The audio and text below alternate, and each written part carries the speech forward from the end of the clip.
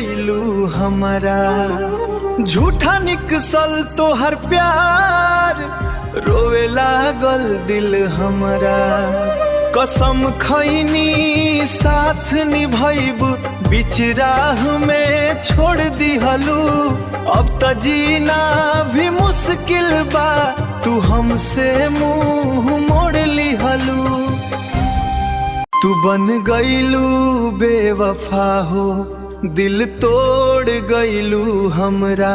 झूठा निकसल तोहर प्यार, रोवे लागल दिल हमरा। कसम खैनी साथ निभाइब, बीच राह में छोड़ दिहलू। अब त जीना भी मुश्किल बा, तू हमसे मुंह मोड़ लिहलू। बन गईलू बेवफा हो, दिल तोड़ गईलू हमरा। झूठा निकसल तोहर प्यार, रोवे लागल दिल हमरा। कसम खैनी साथ निभैब, बीच राह में छोड़ दिहलू। अब त जीना भी मुश्किल बा, तू हमसे मुंह मोड़ लिहलू। तोहर बातन में जादू रहल, हम त सब कुछ तहरा पे लुटा दिहनी।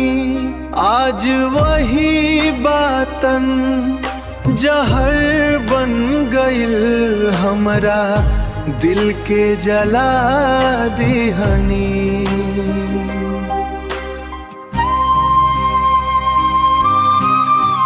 बन गईलू बेवफा हो, दिल तोड़ गईलू हमरा।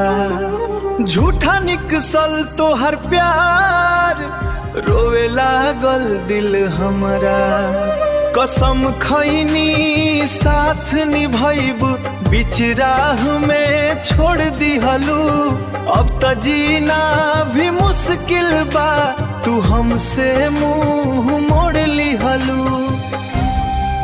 तू बन गईलू बेवफा हो।